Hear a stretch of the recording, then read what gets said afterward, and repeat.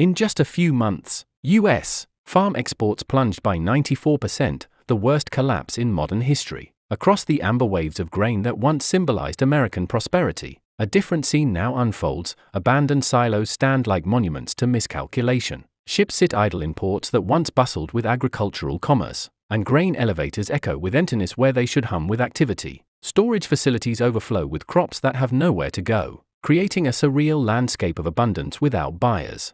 The anxiety spreading across rural America is palpable, from the wheat fields of Kansas to the soybean farms of Iowa, from the corn belt of Illinois to the cattle ranches of Texas. Farmers who have weathered droughts, floods, and market volatility now face their greatest challenge yet. The question haunting every farming community is stark and urgent: are Trump's tariffs protecting farmers or destroying them? The seeds of this agricultural catastrophe were planted in the early months of 2025 when the Trump administration launched an aggressive new wave of tariffs targeting dozens of countries. The policy was sold as a way to level the playing field for American workers and protect domestic industries from unfair foreign competition. "We're standing up for American farmers," President Trump declared at a rally in Iowa, promising that tough trade policies would bring prosperity back to rural America. But China, the largest buyer of U.S. farm goods and a critical pillar of American agricultural exports, had different plans. Within weeks of the American tariff announcement, Beijing retaliated with surgical precision, targeting the very agricultural products that formed the backbone of the U.S. rural economy. The escalation was swift and devastating, transforming what began as a trade dispute into a full-scale agricultural war. The timeline of destruction unfolded with mechanical precision. First came the initial retaliatory tariffs, then the escalation as both sides dug in their heels. What started as a 25% tariff quickly spiraled to 34%, then 44%, and eventually reaching crushing levels of 49% on key American crops. Each percentage point represented thousands of jobs, millions of dollars in lost revenue, and the dreams of farming families stretching back generations. The statistics paint a picture of economic devastation that would have been unimaginable just months earlier. U.S. farm exports didn't just decline, they collapsed with a speed and severity that caught even the most pessimistic economists off guard. The 94% drop in exports represents the worst collapse in modern American agricultural history, surpassing even the difficulties of the Great Depression when international trade networks were far less developed. Ports that once buzzed with activity now stand eerily quiet. The Pacific Northwest grain terminals, which had served as crucial gateways for American agricultural products to reach Asian markets, fell silent as ships diverted to other countries. Silos designed to temporarily store grain before export now overflow with crops that have nowhere to go, creating a bottleneck that reverberates through the entire supply chain. The financial impact is staggering. Billions of dollars in agricultural exports, revenue that rural communities had counted on for decades, vanished virtually overnight. Grain prices, which had already been under pressure from global competition, went into free fall as the reality of lost markets set in. The price collapse wasn't limited to major crops. It rippled through the entire agricultural sector, affecting everything from specialty grains to livestock feed. China's retaliation was both comprehensive and strategically calculated. Rather than implementing broad-based tariffs that might have affected their own consumers, Chinese trade officials targeted their response with surgical precision. The 44% tariff on American soybeans effectively eliminated the United States from what had been its largest agricultural export market. The message was clear: it's like shutting down all U.S. agricultural imports. As one trade analyst observed, the targeting wasn't random. China focused on crops where American farmers had become heavily dependent on export markets: soybeans, corn, wheat, and sorghum. Each of these crops represented not just economic value but entire farming communities that had oriented their operations around serving Chinese demand. The psychological impact was as devastating as the economic one, as farmers watched decades of relationship building with international buyers evaporate in a matter of weeks. Cold storage facilities began backing up as meat exports faced similar treatment. China cancelled permits for U.S. meat processing plants, effectively shutting down billions of dollars in protein exports. The domino effect was immediate. Livestock producers found themselves with nowhere to sell their products, leading to emergency slaughter operations and devastating price collapses. The soybean collapse represents perhaps the most dramatic single example of the trade war's impact. What had been a $12 billion export market to China was virtually eliminated overnight. American soybean farmers, who had invested heavily in equipment and land based on the assumption of continued Chinese demand, found themselves with mountains of unsold grain. The 44% tariff made American soybeans completely uncompetitive in the Chinese market, instantly transferring that business to Brazilian and Argentine producers. Sorghum farmers experienced a painful sense of déjà vu. The same crop that had been targeted during the 2018 trade tensions found itself in the crosshairs again, with entire shipments cancelled before they could leave American ports. Farmers who had diversified into sorghum as a hedge against other crop price volatility discovered that their hedge had become their greatest vulnerability.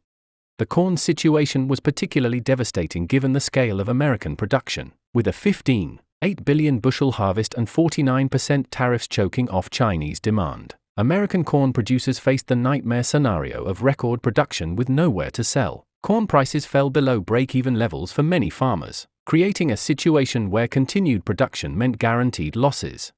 Wheat farmers, who had been recovering from recent drought conditions, saw their comeback crushed by the tariff backlash. Export markets that had taken years to develop disappeared in weeks, leaving farmers with improved crops but no buyers willing to pay profitable prices.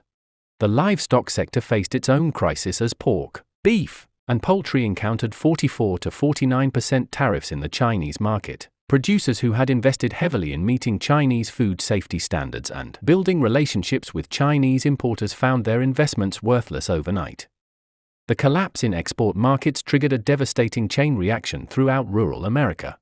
Farm income plunged not just from lost sales but from the dramatic price decreases that followed the market disruption. Storage costs soared as farmers were forced to hold crops they couldn't sell, creating additional financial pressure on operations already struggling with reduced revenue. Bankruptcies spiked dramatically, doubling in the first quarter of 2025 alone. Farm loan defaults reached levels not seen since the 1980s farm crisis, forcing banks to restructure loans and buy time for farmers hoping for a resolution. The financial pressure wasn't limited to the farms themselves, it rippled through the entire agricultural support system.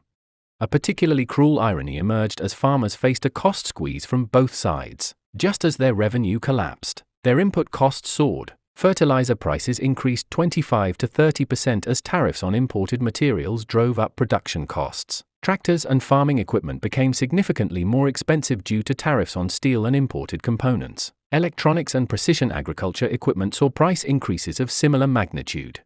The result was a perfect storm. Farmers were trapped between soaring costs and crashing revenues. With no clear path to profitability, many found themselves in the impossible position of losing money on every acre they farmed while lacking the resources to pivot to different crops or exit farming entirely.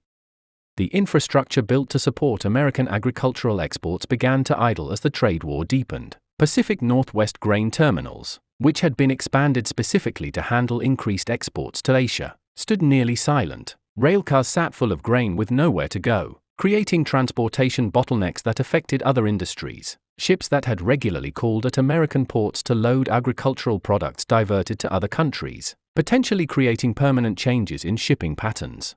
The situation was made worse by proposed shipping penalties that threatened to further choke exports, as international shipping companies adjusted their routes to avoid American agricultural products. The infrastructure that had taken decades to build began to atrophy. The concern among industry experts was that rebuilding these relationships and logistics networks could take years, even if the trade disputes were resolved. Perhaps most telling was the statistic that 48% of the 2024 harvest remained unsold well into 2025. American farmers had effectively become their own warehouses, storing crops at their own expense while hoping for a market recovery that seemed increasingly unlikely.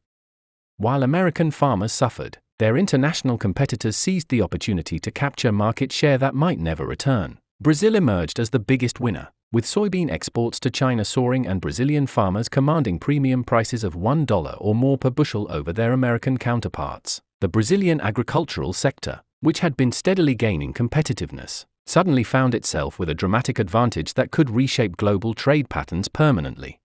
Argentina, Paraguay, and Australia also moved quickly to fill the gaps left by American producers. These countries not only captured immediate sales but began building the long-term relationships and infrastructure necessary to serve markets that had previously been dominated by American agriculture. The concern among U.S. trade experts was that once these relationships were established, they would be difficult to break even if the trade war ended. The global agricultural market was experiencing a fundamental realignment. New trade routes were being established, new relationships were being forged, and new supply chains were being built. The fear among American agricultural leaders was that these changes would prove permanent, leaving U.S. farmers shut out of markets they had served for decades. The impact of the agricultural crisis extended far beyond the farm gate. Small towns throughout rural America began to feel the ripple effects as the economic foundation of their communities crumbled. Seed dealers, equipment sellers, and agricultural service providers saw their businesses collapse as farmers cut spending to preserve cash. Local diners, gas stations, and retail stores experienced dramatic drops in revenue as their primary customers, farmers, tightened their belts. The community ripple effect was particularly devastating in towns that had grown around agricultural processing facilities. Grain elevators, feed mills, and livestock processing plants began laying off workers as throughput declined. Credit became tighter as local banks, facing increased loan defaults from farmers, became more cautious about lending to other local businesses. The emotional toll was equally severe. Calls to farmer crisis hotlines surged as producers grappled with the reality that their way of life was under existential threat. Depression and despair became common in communities that had traditionally prided themselves on resilience and self-reliance. The human cost of policy decisions became visible in the faces of farmers who had worked the same land for generations. Faced with an impossible situation, farmers found themselves making increasingly desperate choices. Many chose to store crops at their own expense rather than sell at devastating losses, gambling that prices would recover. Others sold at massive losses just to generate enough cash flow to keep their operations running. The psychological pressure was immense, as farmers accustomed to being masters of their own destiny found themselves helpless against forces beyond their control. The political response added another layer of complexity to the crisis. President Trump remained defiant, claiming that the pain was necessary for long-term gain. Sometimes you have to go through difficult periods to achieve lasting success, he declared at a press conference. A tentative 90-day truce was announced, sparking brief optimism in agricultural markets, but no long-term fix appeared on the horizon.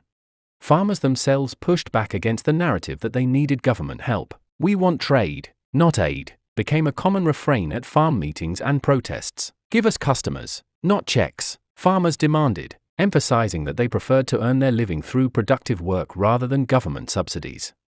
The path forward remains clouded with uncertainty. If no resolution is reached, the United States faces the possibility of losing European markets as well. As the EU considers its own retaliatory measures, Brazil and Canada stand ready to fill any additional gaps, potentially completing the transformation of global agricultural trade patterns. The longer the crisis continues, the more permanent the damage becomes. Grain quality standards, infrastructure limitations, and global trust, all carefully built over decades, are eroding with each passing month.